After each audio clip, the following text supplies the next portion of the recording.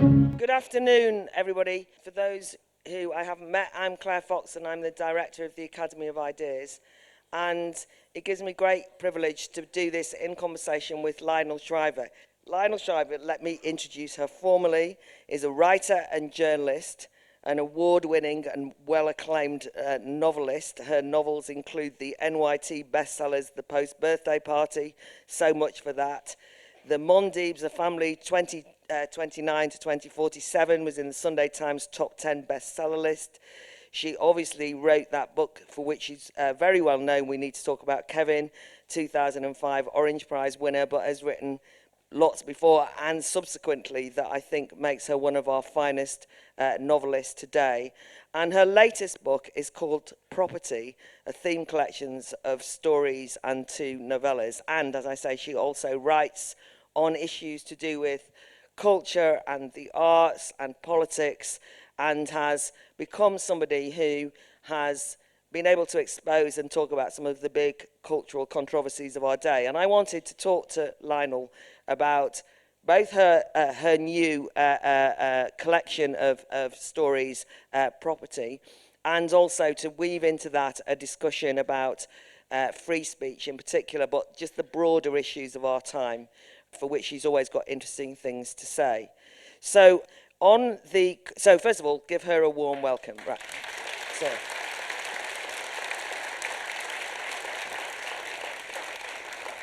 I absolutely, and I didn't know if I would, so just to be honest, I thought, collection of stories on property.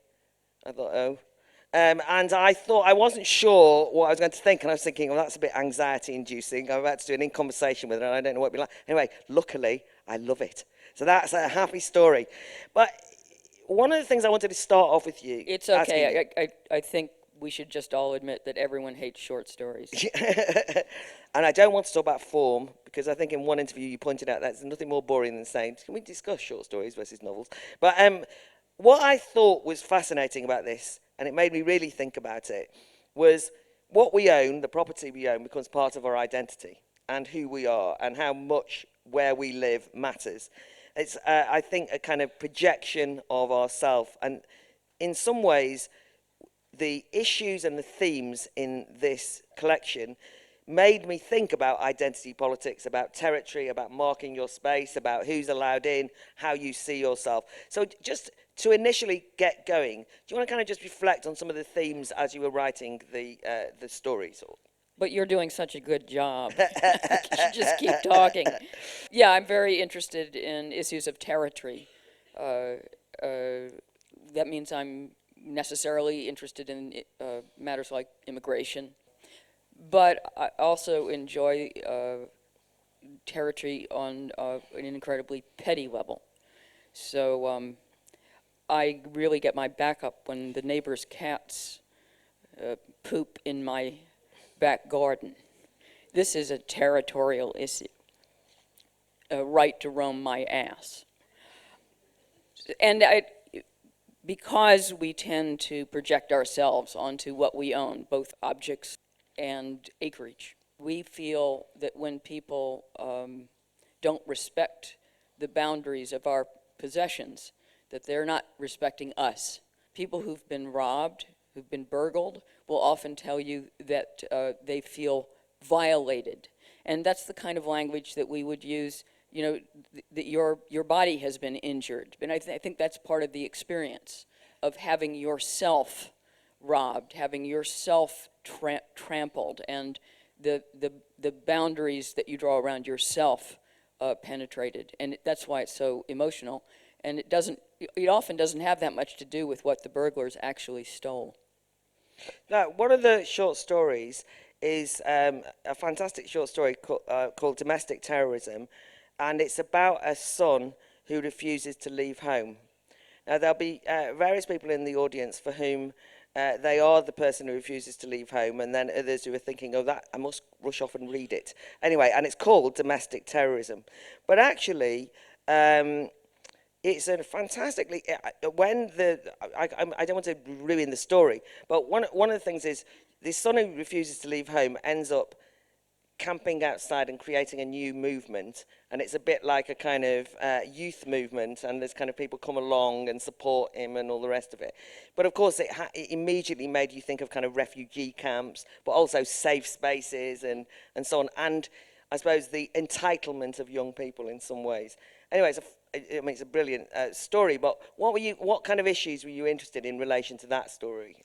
Well, a lot of reviewers didn't pick it up, but there is threaded through that story, just in little bits, what's going on the television news in the background. It's in 2015, and it's during the European migration crisis. And I try not to be too explicit about the parallels because I want you to pick it up yourselves. But the idea is, first of all, it's looking at the strength of weakness. That is the very powerlessness of both the refugees and the young man who is an ineducate and has no skills and can't really survive by himself in the world.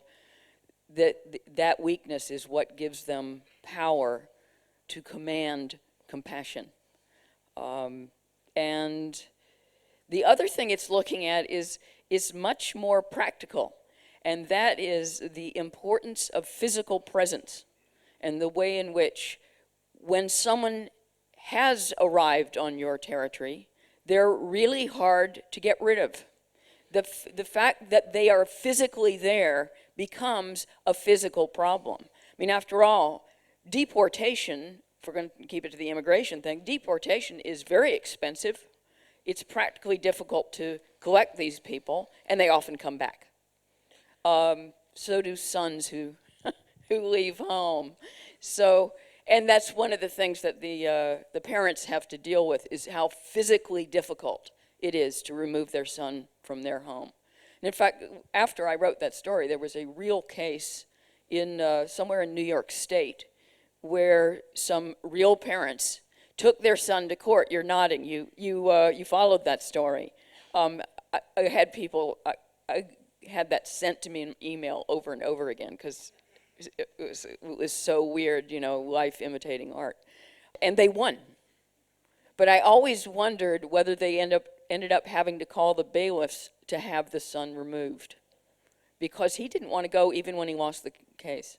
I'm going to come back on some of the issues around immigration and sort of more explicit or more political issues in a minute, but a lot of people will know that you caused a huge kerfuffle around cultural appropriation, and I know that you didn't intend to, you hoped to make a speech that would kind of, put rid of it, as it were, and its malign influence on literature, but actually it became itself a centre of the culture wars, your very speech.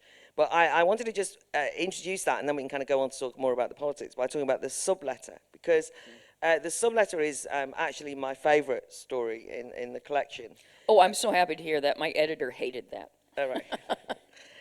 Yeah, well, but what I was going to say was the main character in the subletter is an American, and it was the physical presence thing you just made. But anyway, it's an American living in Northern Ireland. I'm basically fairly familiar with Northern Irish politics, and I would have been on the other side of the politics of the subletter, who is American but sympathetic to the loyalist cause. Not loyalist. No, I know, all right. So I'm well, going to get this how wrong. Important these words exactly. are in Northern Ireland. And this is what I was going to say was, and therefore I found myself correcting your words when I was reading it. But why this is significant is because I shouldn't have been able to empathize with that character. Politically, this is a character that on paper I would have nothing to agree with on and all the rest of it. Anyway, I absolutely lived and breathed the dilemma of that character. And in other words, you forced me as a writer to wear, as it were,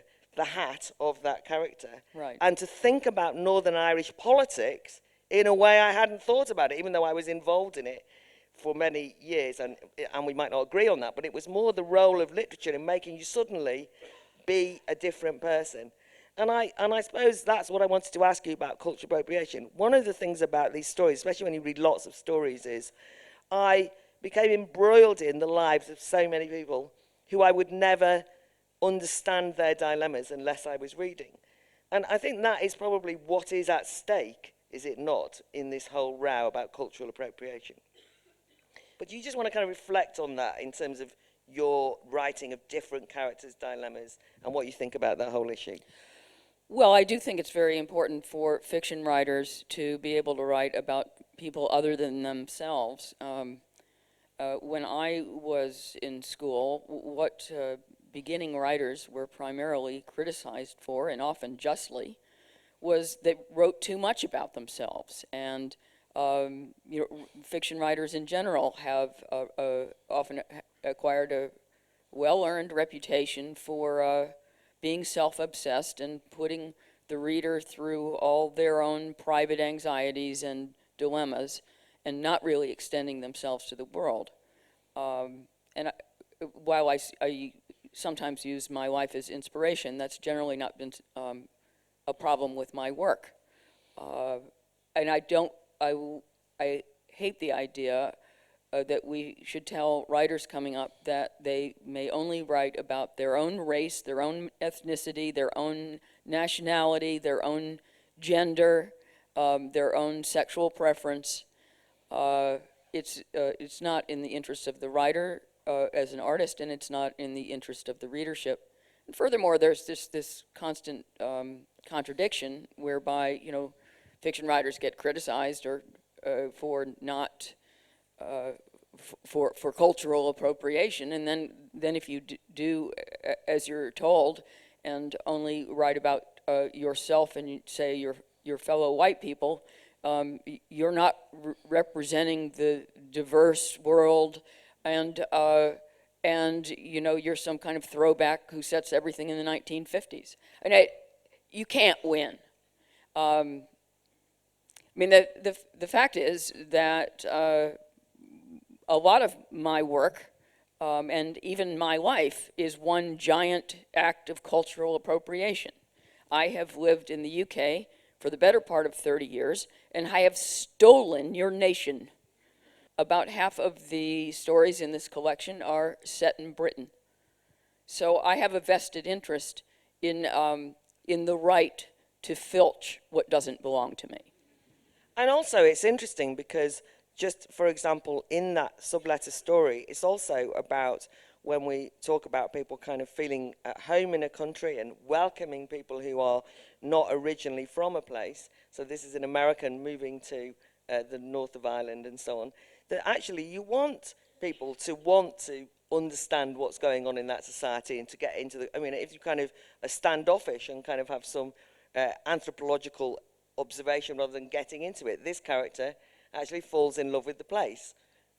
Yes, I mean, the setup in the subletter is that the main character has been living in Belfast for many years, and the Northern Irish are very protective. They're very possessive of not just the place but their problems, and this was intensely the case while the Troubles were ongoing. And with outsiders, it was pretty universal on both sides of the sectarian divide that they did not believe that some uppity American coming in had any understanding of their terrible difficulties. Much like the character in the story, I myself apprenticed myself to Northern Ireland's terrible difficulties and became fairly fluent. One of the things that I noticed when I was living in Belfast is when other Americans would come in, and there were a lot of Americans that came through that town, I resented them. They were on my territory, and I wanted them to go away. And I wasn't very nice to them. And they weren't very nice to me. And I kind of caught myself on, which is a good Northern Irish expression, and realized how farcical it was. So this novella that ends the conclusion, ends the collection, is about two American women, one more recently arrived, who end up sharing a flat over the initial woman's dead body. And they're competing with each other, not just about the territory of the actual flat, but also over Northern Ireland and over who really understands the place. And the irony should not be lost on the reader that these are people both fighting over a place that conspicuously doesn't belong to them. I want to now slightly move into the kind of politics of some of these things, but particularly in terms of writers. So one of the things that I've become slightly obsessed about over the last year or so is sensitivity readers. And for those of you who don't know what they are, this is a new, actually, it's, you know, if you want a job, your youth, this is one for you. So you can basically, publishers and indeed more and more writers are employing sensitivity readers to read their work pre-publishing to make sure that it accurately depicts the particular identity. I mean, if you can imagine what this is like. So you basically give your novel that has an Afro-Caribbean character to an Afro-Caribbean identity writer who then sensitively reads it, I mean, they're sensitive, and then come back and tell you where you've got it wrong, as though one sensitivity reader from an Afro-Caribbean will understand everything. Anyway, you know, this goes on. And I wanted to ask you about the fact that this, to me, is a betrayal of imagination, of fiction, but it's becoming institutionalized. More and more publishers are doing it. And I know well, it started out in young adult fiction, and I think it is starting to spread. I predicted when they did that it was going to spread to mainstream fiction, and I think that is gradually happening. Nobody has yet at HarperCollins quite had the nerve to force me to use a sensitivity reader. That would be an interesting interchange. But I think that one of the things that it's indicative of is the fearfulness of the culture right now, because publishers are terrified that they're going to offend someone, or they're going to publish something that's offensive, and it will be bad press, and the editor's going to get fired, or taken to task on Twitter. We're trying to cleanse books of any spikiness, anything that might not reflect well on the various minorities that are represented in the story. And good luck to them anyway, because when a reader wants to take offense, they always take offense. It doesn't matter how sanitized the work is. There's the domestic terrorism, that story we talked about earlier about the son that wouldn't leave. He has a black girlfriend. Now I realize I've become something of a target for identity politics people, and so perhaps my experience is not perfectly typical of what happens when a white writer includes a minor black character. But that minor character has had every single line of dialogue gone through with a fine-tooth comb repeatedly in reviews, usually reviews by younger people who are trying to find something offensive in it, something wrong, something stereotypical. And of course they found them because they were looking for them. So, I think since we're in that place, the exercise is a waste of time. But I suppose it also talks to the fact, I mean, I think it's true that the Swedish publisher didn't want to publish the Mondeeps because of the Mandibles. The Mandibles. Sorry, the Mandibles. It's been a long day. No, it's been a long day. Because it's an absolutely fascinating novel, but there's a sub story in relation to immigration. And what I wanted to ask you is, there's a huge amount, I presume, of kind of like, there are taboo topics as well. I mean, you've... Absolutely. Yeah. And how do you, I mean, I think that can't be good when fiction feels it can't explore everything and anything. On those taboo topics, if you feel the pressure, presumably other people feel it much worse, but is that getting worse, do you think? Oh, I don't think there's any question that the anxiety is going through the roof, and it's not just a problem with writers. I think that we're developing a larger social atmosphere in which we're all nervous about talking to each other. Honestly, I don't think I don't think it's only me. I think that if we're in a mixed race party, for example, think there's a decreased tendency to go talk to somebody who's of another race. And it's not out of racism. It's out of this supersensitivity. It's out of this terror that you will say something wrong. And it's a kind of, we've instilled a self-mistrust, especially in white people, this worry that there's going to be some new rule and they'll not have heard of it, and they'll use the wrong word for something and embarrass themselves and create some kind of scene, and I think there is increasingly a kind of self-segregation socially, often perhaps on an unconscious level, where it's just, I've had a couple of drinks, I'm going to play it safe, I'm going to talk to Carol over there, we know each other, and I'm not going to get myself into trouble. Well, on that kind of walking on eggshells in terms of language, actually we started the festival with a keynote discussion on that very thing about how language is being politicized and weaponized in lots of ways. But there was a very funny example with, well, I mean, tragic in a way, that the Welcome Collection, a fine institution, the women, which we can't pronounce, so it's WIMXN to replace women, which was an example of an institution, I assume, trying to be inclusive. I mean, they kind of wandered in, blunderblusted in without knowing what they were doing. Welcome Trust are really good on science. Identity politics are no good on, and gender completely hopeless on. Anyway, so they kind of come up with this phrase, WIMXN.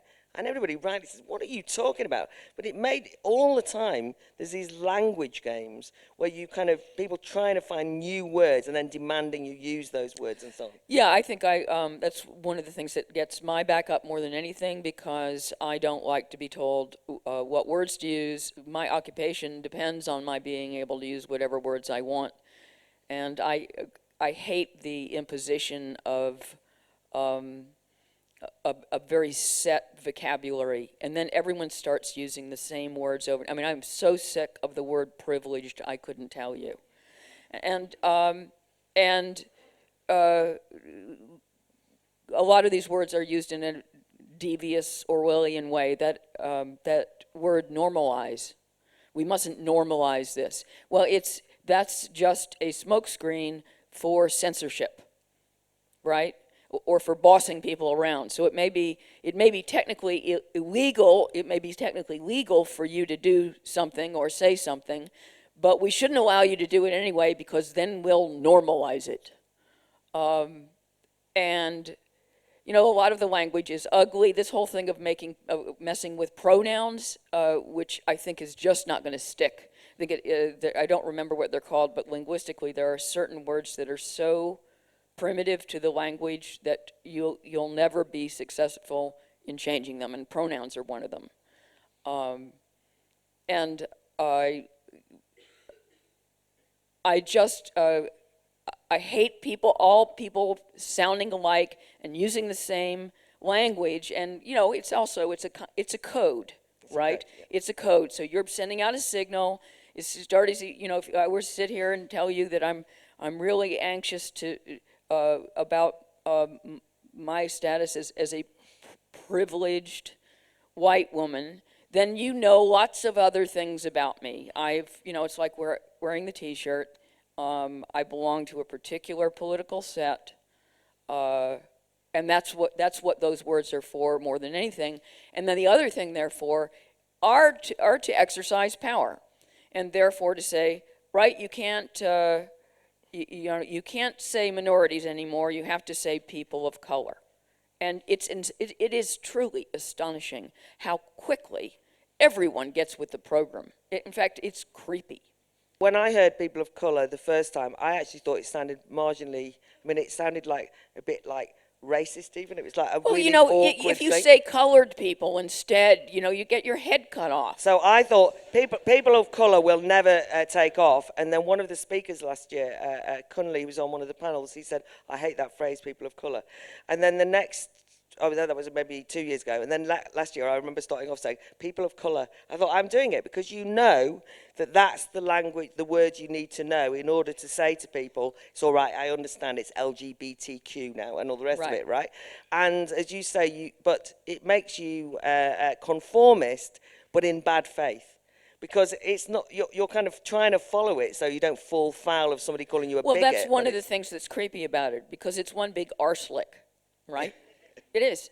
It's oh, I am, I'm really good, and I've got with the program, and I'm okay.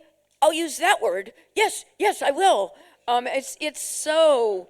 I actually, it's this is the it it is it's a kind of hoop jumping that is demanded of people, and it's degrading. Actually, it's humiliating to suddenly have to use a new way of talking about people because you've picked it up, in the atmosphere that you're not saying African American anymore. You're saying people of color, and one of the things that is icky about it is that nobody ever talks about it directly. Nobody never ever addresses this shift of vocabulary. It's all it's all subtext. We don't have an article coming out in the paper announcing that this is our new vocabulary. There's something. I mean, it's slavishly conformist and bending over backwards to please. And it's also entirely, despite it's a declaration of being inclusionary, it also effectively means that millions and millions of people in this country are excluded from the conversation, because the majority of people in this country do not know the code. First of all, as you say, it's not written down. Second, they've gone nowhere near a university campus recently, and even if they were, not all of university students know it, but they haven't hung out in the right. I think for the most part, one of the things they have picked up is that there is a code, okay, even if they don't know it. And when I was talking about, your typical Briton, middle class, white at a party, that's what I mean. That is why people are pulling back from each other and not reaching out to communicate with people who are different from them, because they're afraid they don't know the code. Somebody in the Fire Brigade Union sent me a document about diversity and inclusion in the fire service. Oh, that's another word I can't stand. Yeah, I cannot listen to diversity anymore. Well, they sent this document, and it was like tyrannical in what it was demanding of people who were entering the fire service in terms of language and so on and so forth. And it was like this, you can just see that here these people they're trying to put fires out, and there's kind of people seriously wandering around policing their language and trying to tell them about these codes and all the rest of it. And you couldn't make it up. You couldn't make it up. On language, though, and its kind of corruption, I mean, the other thing that seems to me to have happened is that, well, I mean, apart from the fact that you can't sometimes believe these things, that senior police officer from the Met who's been disciplined for using the phrase whiter than white. I mean, I really, but that was, when he's trying to say we as the police should behave impeccably, we should be whiter than white, has been reported for using racist language. There are, but there's also kind of like the way metaphors have gone mad. I mean, Chuka Amuna calling on Corbyn supporters to, call off the dogs. And then people start saying, you're saying we're like dogs. And the Boris Johnson and the kind of, what everyone thinks about the burqa and comparing it to the letterbox. And then people saying, he's saying that Muslim women are letterboxes. And it's like, no, he's not really. But actually, seriously though, in terms of being a writer, one wants to enrich the language and have a sense of metaphor and simile and all of these things. I mean, talk about being over-literal. I mean, this is terribly destructive, I would have thought, this kind of culture. Yeah, and it's boring. It's very flattening. And it makes people sound like robots. And if you read some of this social media back and forth, it has a kind of Soviet texture of always speaking well of the party. and the odd thing is that we're dealing with often with a generation that isn't very alert to what happened in the Soviet Union, much less alert to what happened in the 1950s in McCarthyite America. And so when you say, you know, this really sounds Soviet to me, it's just like blank. It makes no impact. Yeah, actually, I've really noticed that as well. But just on the, you said about diversity. Just for those people who don't know, you've obviously, again, got into some controversy in relation to your criticism of Penguin Random House in terms of what happened with them, and diversity was at the heart of that. But why don't you tell that story and kind of the reaction to it and the responses which some of us were following, but not everyone will. Well, someone sent me an email and accompanying questionnaire that was sent out by Penguin Random House publishers to the agents of all of their authors. And the questionnaire was all about whether or not the author was a membership of any of these standard protective groups. You know, they wanted to know what your, whether you were transgender, or what race you were, whether you were straight, all that stuff. Okay, but it was the email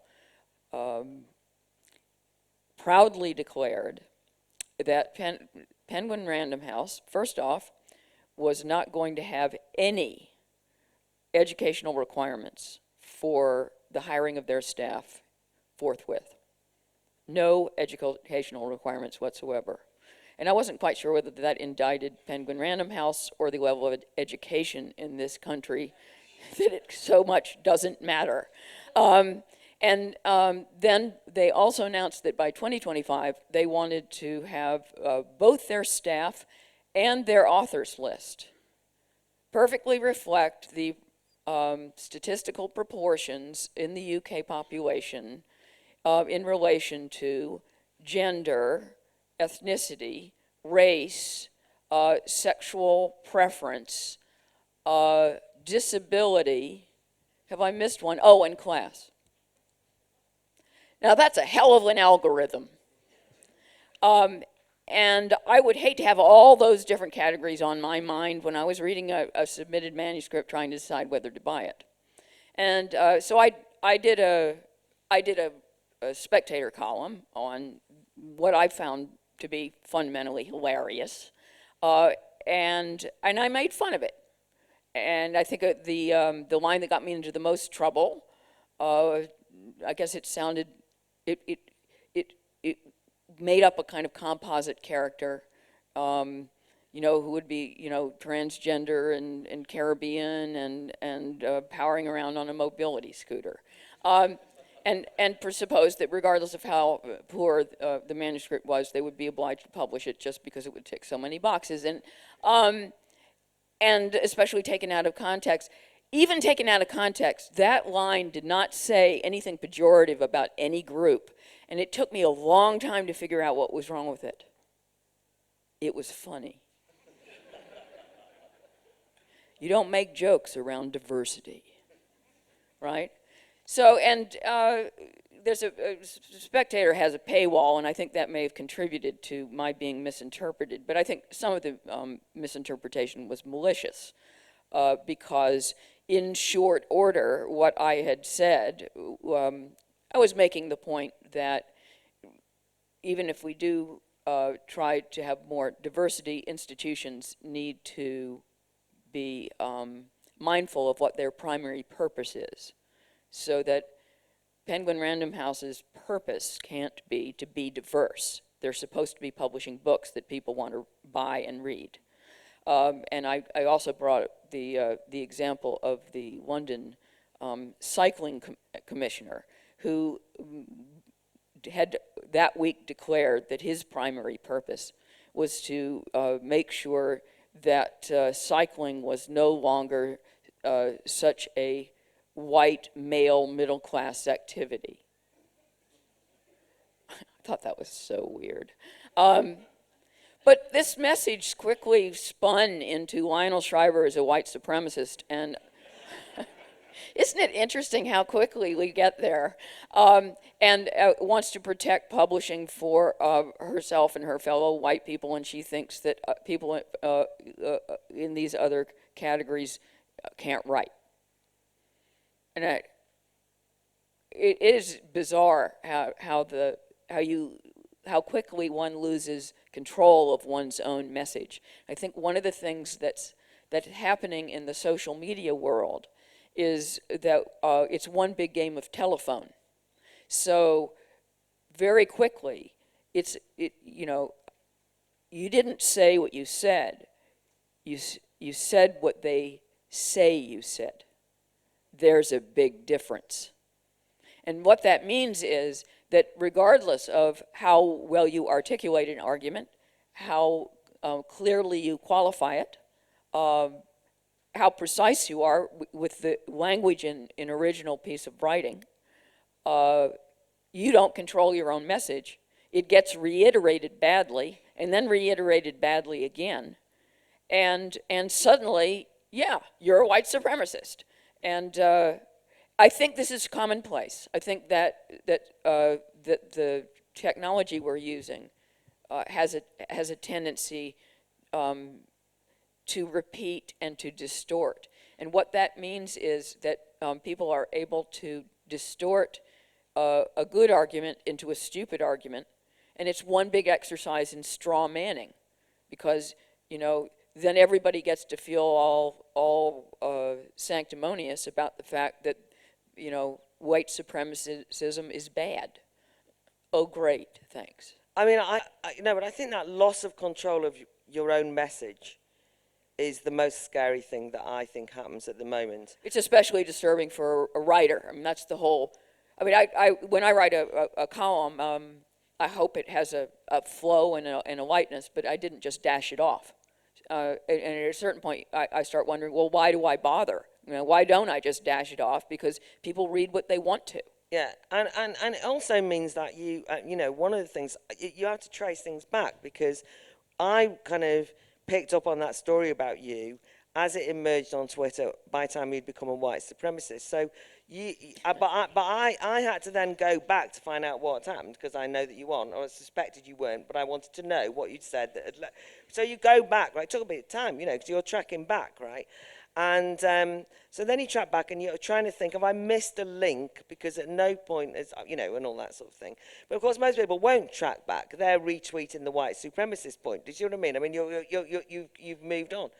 And what I think is revolting about it is that when you then talk to people, they are repeating, having discussion with people about it. I used it as an example in a speech recently on free speech to some young people. I was trying to explain how losing control of the message did this. And then people were saying, well, yeah, but and there's this sort of like, yes, but you're just being an apologist for her. And then we got very quickly into unconscious bias. So my unconscious bias towards white supremacism meant that I was reading your article in a particular way, and I'd misunderstood what they saw in it, which was white supremacy. And that, what I mean? Anyway, I kind of was having this conversation. I just thought, I'm going mad. I don't know what to do. And I basically ended up emailing your article to one of the organizers, because I suddenly thought, nobody's read the article. Nobody has read this article. Therefore, it's ridiculous. Yeah. So that's why I wanted you to tell that story, because I thought, I don't want to start telling that story because it's been set through so many versions of everyone else's. But it's really a daunting prospect to have political discourse with this going on, in all seriousness. We're not going to be able to ever say anything if people are going to steal our story source and throw it back at us. But it is horrible being called a bigot in the end, isn't it? It doesn't affect me anymore. Oh, right, there you go. It affects me. I did another column on this subject. The first time I realized that there were some people who were accusing me of being a racist, I was really angry. And I actually made the mistake once of trying to demonstrate just how much I wasn't one. Never do that. Never, never, never. The more you try to explain how you're not a racist, the more bigoted you sound. It's so weird, and it happens every time. You just dig yourself in a hole. And the truth is, you can't prove a negative anyway, so give up. Now, if someone someone calls me a racist or even a white supremacist, it doesn't faze me. I mean, we throw these words around with such abandon now. It's like a, an, and thee, or tree or dog. It's losing. That accusation is losing any punch. One of the things that you'll find very consistently is that the people who are now being called racists and white supremacists, since, oh, by the way, that very word inflation is indicative that racist doesn't pack a punch anymore. We moved to white supremacist like that because racist wasn't working anymore. Where was I? Yeah, no, it's the inflation of the words, it just means that they're meaningless in a way, and therefore they don't pack the punch. Yeah, I assume. That if people call you these words, but they're thrown around with gay abandon. Can you say that? No one is to tweet that, or I'm going to end up getting done. I suddenly thought as I said it, oh, is that allowed now? That's what happens. That's what happens. You start wandering around saying stupid things, thinking, oh, no. I remembered where I was, though. Yeah, right. The people who get called racist these days are not the conspicuous racist. After all, if you call a white supremacist, they say, you betcha. That white supremacists are proud. They believe that whites are better than anyone else, and they walk around in T-shirts. I mean, literally. It is much more fun to attack people who are ideologically very close to you. And so I think that the accusations of bigotry are mostly aimed at fellow liberals. Ideally, they're aimed at fellow liberals who are a little bit older. It's often a generational hunting game. So that's the last thing before I go out to the audience, the generational issue. So when I wrote my little book, I find that offensive. I've been kind of accused of having popularized the term Generation Snowflake in this country, which I did. There is undoubtedly, and there has been at this festival, there are sometimes generational tensions, and you've made the point already that, for many young people, if you sort of say it's Soviet, or if you sort of say McCarthyite, everybody kind of looks at you. Nobody knows what you're talking about for a start. It's hard to kind of describe the sense of history is not as strong amongst younger people, let's put it that way. And it's this generation of young people. It's not every young person has never understood history. It's a particular thing of now. But that generation wars is very difficult to get over without being like middle-aged woman moaning about Generation Snowflake and entitlement amongst young people. Luckily, many young people, and many young people who are here, are as irritated by their peers as anyone else. But there is a generational thing, isn't there? And it's palpable. The Me Too thing and feminism, and a lot of young women seem to be terrorized and are very intolerant. A lot of older feminists or women's rights advocates not as kind of freaked out by some of the things on Me Too. You know what I mean? So reflect on any of that, and then I'll go out to the audience. There are different ways of working your way up in one's career, and I would say the more standard way of doing so would be to ingratiate yourself with people who are older and more powerful. Get them to like you, and maybe they'll give you opportunities. But there's a more modern way of doing it, and that is you have them, at least in a career sense, taken out. And that means there's an opening at the top, there's a way to move up, and it also, in the very process of having someone taken out, you attract attention to yourself and advance your own interests.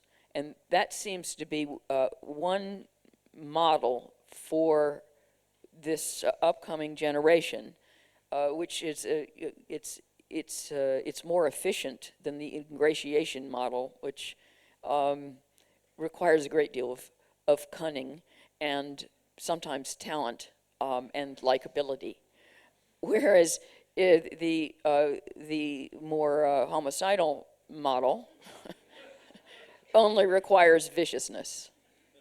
The ingratiation where it does occur is actually the other way round, which is it tends to be institutions that are worried they're male, pale, stale, and a bit old, actually sycophantically ingratiating themselves with the young in order to give themselves cred points.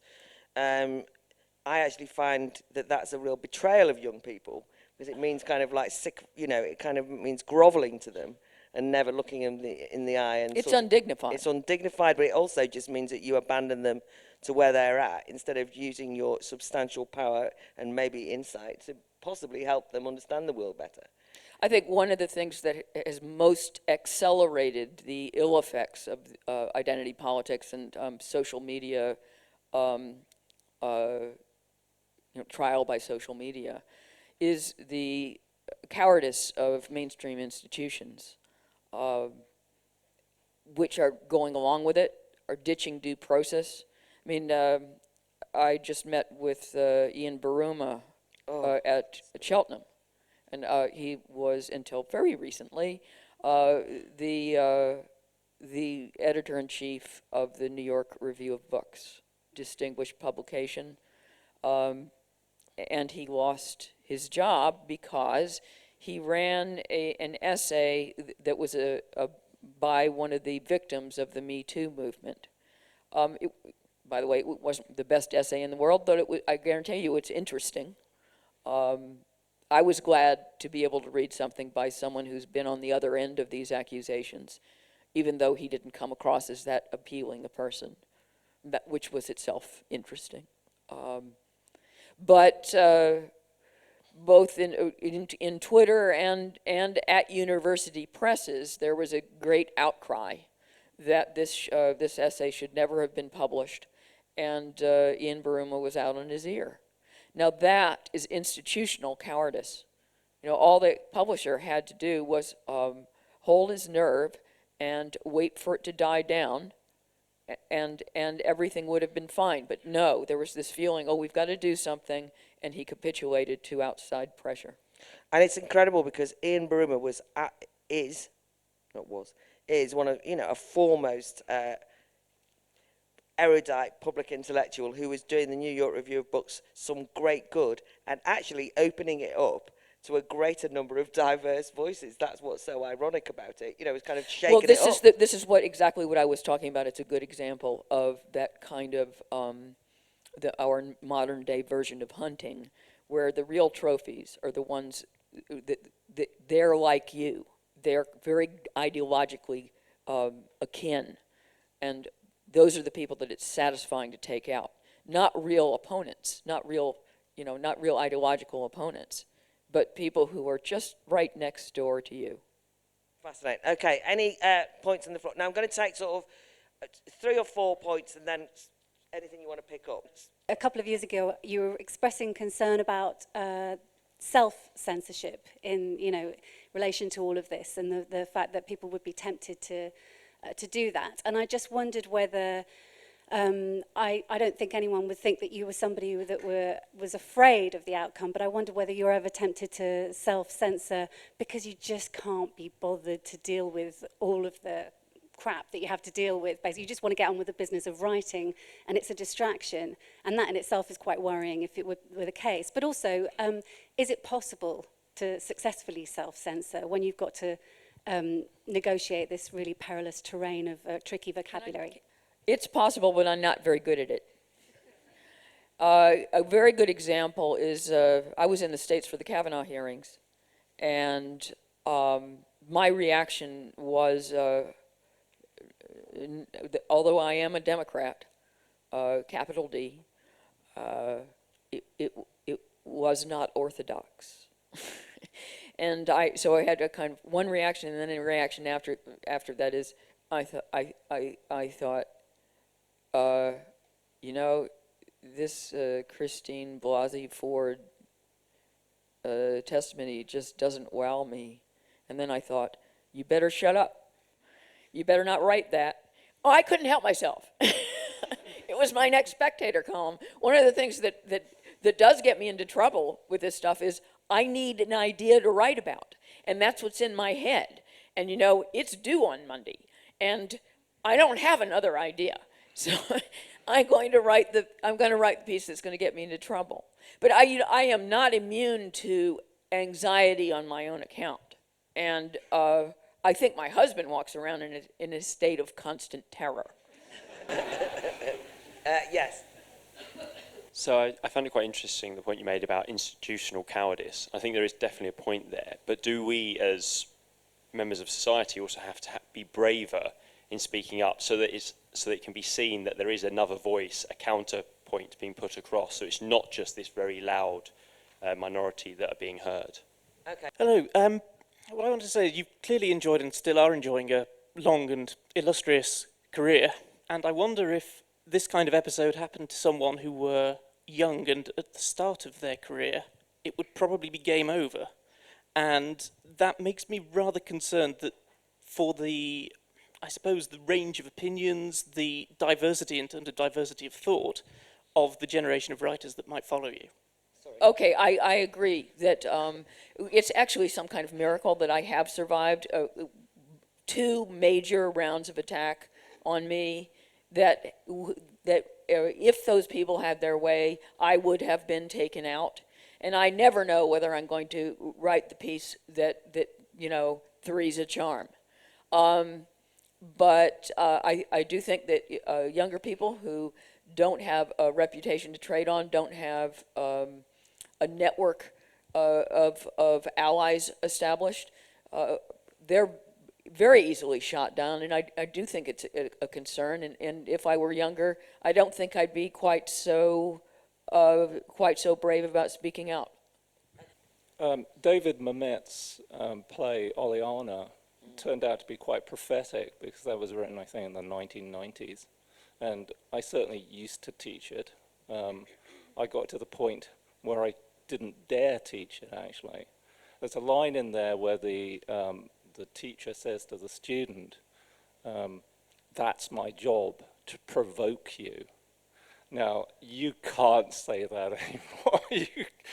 That is the job of education. That's the job of debate. And that is fundamentally misunderstood. Of this Absolutely. whole weekend. Yeah. And fundamentally misunderstood. I'm sorry to hear that you're not teaching it any longer. I'm not teaching anymore. And that's another story, which is interesting in and of itself. Right, anyway, pass along, you've got the mic. Pass it along to that person, yeah. My question's actually about Donald Trump and his fake news stance. I'm wondering what you think about the idea that his fake news stance is like a neo-fascistic attempt to undermine the media who are supposed to hold him to account, or is that a sort of hysterical analysis and actually he's speaking his mind with a fair grain of truth? And either way, is there a danger inherent in it? Yeah, there is. Okay, yeah. Okay, I think you are really good at filching. I love reading about all characters with all different kinds of perspectives. So I wonder if you could talk practically about how you step into other people's shoes. And rather than asking writers not to culturally appropriate, do you think us non-writers could learn from some of those techniques about how you get into someone else's mind? I don't know how, in all honesty, I don't know how to answer that question. I'm not quite sure how I do it. I'm never quite sure I do it successfully. I just know that it's important to try. And I think that we need to feel brave, not only brave, but also excited by the idea of inhabiting the mind of people who are different, to find it challenging and interesting, and not just frightening. Okay, thank you. I was very interested to hear your comments about the insidiousness of language shift, and I think, and how it's important. I think just to take it one stage further, there's a long-standing philosophical concept of if you don't have the word, you can't think the thought. And I think that is very, very significant in terms of the language that we all use about ideas. The origins of this new authoritarian ideology are very mystifying to me. Earlier forms of authoritarian, whether they were religious conservatism or fascism or Marxism, they at least had the virtue of being very open and relatively clearly defined in terms of their justification for speech prohibitionism. What do you see as being the locus of all this? I mean, it's very mystifying. So on one hand, we're told they support diversity, yet of course they're trying to close down diversity of opinion. We're told they're against any kind of borders, and yet they're trying to establish safe spaces and positive forms of discrimination which exclude certain people within the society for applying for certain jobs. What's going on here, in your opinion? I'm confused by it also, and one of the things that makes the emergence of this militant identity politics peculiar is that it is consonant with greater social tolerance than ever before. And I think there may be a connection, oddly. You know, we now have gay marriage, right? That's and it has majority support in both the United States and the UK. In fact, increasingly all over the Western world. But somehow, having made that advancement, has created this obsession with transgenderism, because being for gay rights doesn't mean anything anymore. It's too boring, you know? It's like, yeah, right? It's been normalized. And I just, somehow I think there is a connection between the fact that we are less bigoted than we used to be, and we have made progress in being inclusive. That's another one of those words. And therefore, our virtue test has to become still more stringent, because everyone can't belong to the club. I mean, it's partly this weird appetite for enemies. Okay, thank you, yeah. I know somebody who's working on a script, and it didn't quite work the first time around because it was suggested that because he's a white male, he was holding back from issues around class and race that he wanted to really discuss. So he started again and was encouraged to just absolutely go for it this time. Don't hold back, go for what you want to say. But there was a suggestion that you might have to, if it does get staged, it might have to be written under a black female pseudonym, so that you can, otherwise you might be assassinated. It was put to this friend of mine. I wonder what you thought about the ethics of that. Should he stand his ground and say, no, I'm submitting it as myself, it's going on as the play is written by me as a white male, not straight, or should he concede and say, actually, yeah, I'm going to have to write it under a pseudonym, a black female pseudonym at that? Well, I would love to see that as just a social experiment, you know. I think famously Doris Lessing sent around one of her novels under a different name, and it was widely rejected. It would be interesting if your friend sent it around, or sent it a couple places under his own name and sent it a couple other places under a black female name, and see if there's a difference in response. I would just find that fascinating. I'm not actually giving him advice one way or the other, that's up to him, but if he were to go through that exercise, I would love to hear the results. The sort of conduct that you've been describing as a response to some of your columns is no doubt a deliberate attempt to control and repress. It is a form of grassroots totalitarianism. And of course, all totalitarianism needs a method, a mechanism to enforce. And the enforcement mechanism requires the collusion of, as I think the gentleman up there said, a number of institutions and people. It seems to me that it's those people who are, to a large extent, responsible for the wrongdoing. One wonders what motivation they have for that kind of conduct. But do you agree that it is very important to be as intolerant as possible to those who are tolerant of intolerance? I mean, how, in practical terms, do you think we counter this homicidal tendency to take people out? Because I think you've actually named it as exactly what it is. It's about destroying people's careers, destroying a lifetime's work and reputation, and making it impossible for them to earn their living, and effectively drumming them out of town. You know, it's the old scapegoating attitude, but it is really pathological, I think, and very, very dangerous. How do we counter this? It requires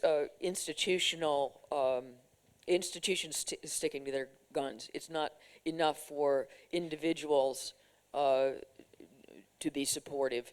It's the employers have to stick by their guns. And I mean, there's actually a larger essay that I'm going to be writing for Harper's Magazine about what I call erasure. And that is what's happening to people now who sin in terms of the current orthodoxy, is that they are eliminated from the world, so that not only are you unemployable, but your previous work is erased. And I find that exceptionally forbidding, because it would be bad enough for me, for example, to suddenly not be able to publish anymore because I become persona non grata. I wrote that last column that did me in. But it would be even worse because I have a long history of publication behind me, to have my books removed from the shelves. And that's the kind of thing that's happening, is that, you know, Amazon won't carry it anymore, carry your work anymore. You know, the bookstores won't carry your work anymore. I just think that's horrifying. But I don't know how else to push back except for, you know, Jeff Bezos to not allow that to happen. You know, don't have Amazon censor people's works according to whether or not they've been perfectly behaved in their lives in according to a very strict criterion. I don't know what else to say. I don't think that just regular people having maintained their own sense of reasonableness and proportion is good enough. I need, for example, I need HarperCollins to stick by me, period. One thing I've thought recently, or I've concerned myself that might happen, is because, you know, one of the consequences and the fallouts from Me Too, in terms of the kind of remove that person from a film, but they'll never. I mean, you know, it's also that kind of. That's what I mean by erasure. Yeah. You know. And I think we are going to start having a bit of that in terms of attitudes, because I've heard people saying, well, you know, but if so and so is transphobic or racist, you know, it's atrocious that they're kind of given credence by having these films shown. Right, because you suddenly realise it's no longer just, oh, you've been accused of sexual assault, but actually it's your attitude that, not you, not, I'm saying that you can see that how that could creep in, which is, well, why are those novelists being taught? Why is that play being taught when the attitude of the, you know, they've got racist attitude, you know, that kind of thing. It's the part of the post-colonialism discussion as well in universities about who is taught why, right, whether they're pro-slavery credentials at that time, the whole debate around Churchill that's happened recently, you know, Churchill is now Hitler, and therefore anyone who says that they support Churchill is pro-Hitler. But in all seriousness, as you say, you can just see a sort of thing where you think, oh, Churchill's off the curriculum suddenly, never, you know. And so I have hewed to this old-fashioned notion that there's a difference between the artist and the art. Yeah.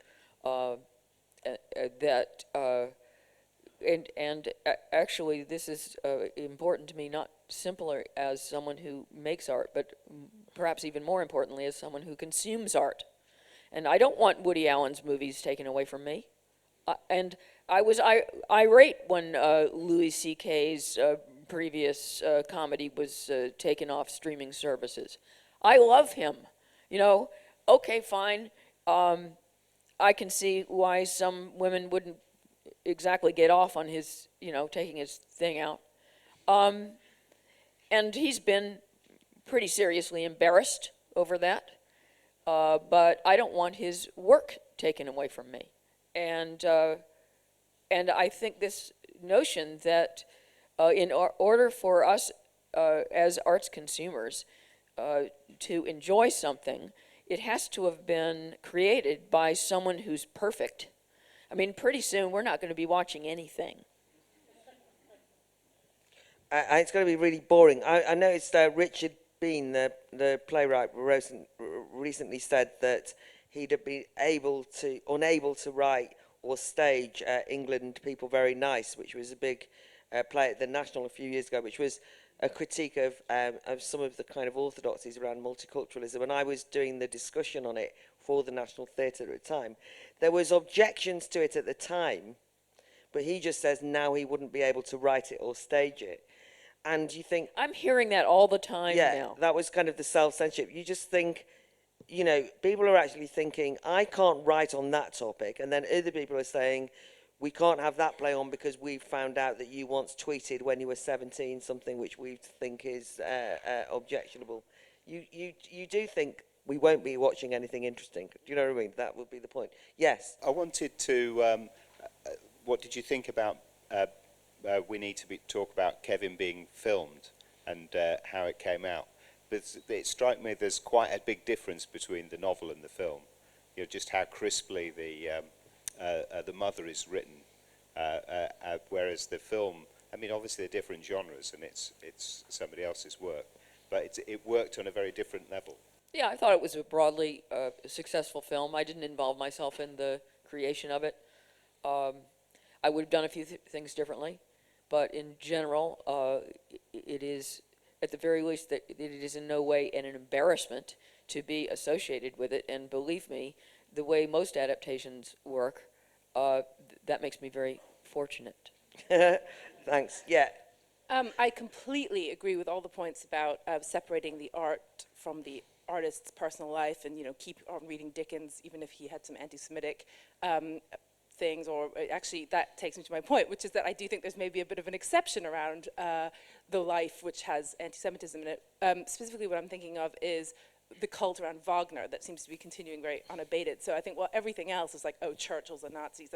And actually, I've noticed, The Ring is obviously always sold out. There's a scrum for Bayreuth every year. It's very trendy among progressives to actually be seen at the Ring.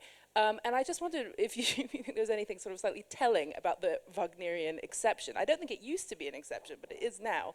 And to me, it sort of raises the bigger question of, is sort of anti-Semitism a little bit outside of the the usual rounds of identity. If you will, there are only certain groups and certain issues that are privileged, and I think your perception is correct that anti-Semitism is not an especial concern of the two generations behind me. I think that part of it's part of the prejudice. Jews are seen as wealthy, so they're privileged, and they look white, so they get lumped in with everyone else.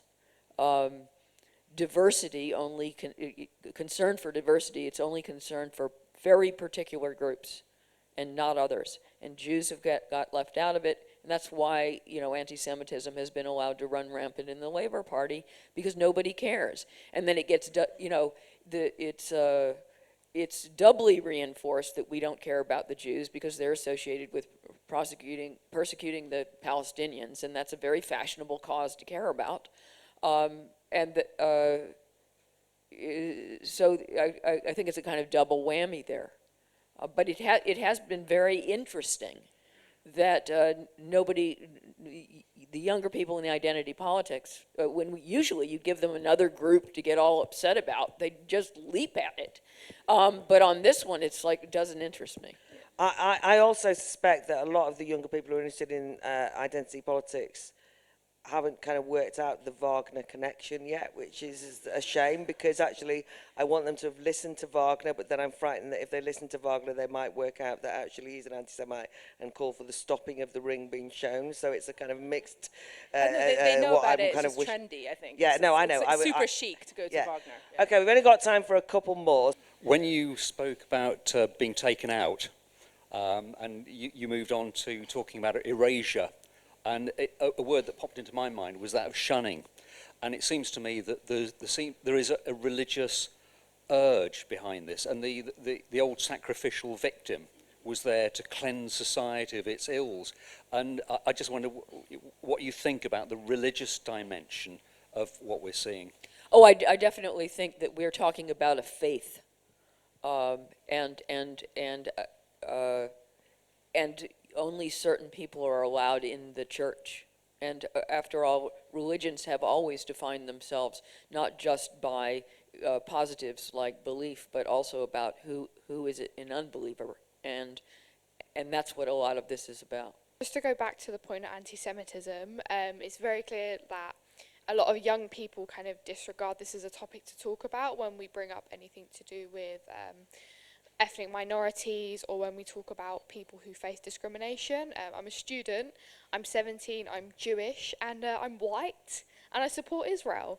So a lot of that controversy comes up, and people seem to like look at me and be like, well, you're white first and Jewish later. And I kind of take that as a, no, I'm Jewish and I'm white, so what? But yeah, I think in this day and age, people see your colour before they see anything else behind you. And I think it's completely wrong, because a lot of my Jewish characteristics dictate my personality. But they're like, no, that's because you're white. Well, I mean, that's what I've said about identity politics in general, is that ironically, it's making us more racist, certainly more aware of race in a very negative way, and it puts race to the fore. It does become the first thing that you see in someone, and it's worse. That's always been an element, but now I think it's getting a lot worse, and that's a perverse effect of this movement. One of my friends actually said to me last year that he's never felt so self-conscious of his black skin, and he said that in relation to other of his colleagues who are black, because he said basically now I feel as though like I'm black, whereas actually I just thought I was an interesting guy. And he'd been involved in anti-racist politics for years, so he's not stupid about racism, but he just said that suddenly my blackness is what people are interested in, and that's amongst ourselves, and it's a horrible way to be. Just a brief question. Do you think the means of media and artistic works these days change your attitude towards it? You know, Wagner's dead, his work's out of copyright, he's not benefiting from a royalty to that. Do you think that is one issue where you could have someone still benefiting from a royalty, so they're still being paid, even though, does that change anything for you, the fact that someone might still be benefiting commercially or lifestyle-wise, whereas some might not be because the piece of art's been sold, the work's out of copyright, or some of that notion? I'm certainly concerned about my own life and my own legacy, and I still care about my own livelihood. Yeah, well, being dead offers a number of protections. Hi, so I was listening to Malcolm Gladwell's revisionist history, and one of his episodes in his podcasts basically states this kind of theory where, so he used the example of Australia and how Australia voted in a female prime minister, and then following that, loads of people within the Australian government were really sexist to her, but then disregarded their sexism because they said we can't be sexist because we have a female prime minister. So I wanted to know what you thought about that sort of like concept. I don't have any thought on that at present, but I do have one thing I want to say before we wrap up. Claire, you mentioned at the start that there are a lot of younger people who don't fall into lockstep with this kind of strict ideology. And I believe that is true. I think that a very small number of people are dominating this conversation on the hard left and misrepresenting their generation. And I would like to encourage all of you under 30 who don't necessarily buy this kind of thinking and are independent thinkers, have your own ideas, please put yourselves out there and please represent your generation. I think that in some ways this conversation does your generation a disservice, and I would love to read much more reasonable and unorthodox thinking from younger writers. Thank you very much. Right. I think that young man earlier actually said, shouldn't ordinary people kind of rise up and it not just be the institutions? And I think that you were absolutely right, Lionel, to say, you know, if the publishers and all these people don't have courage.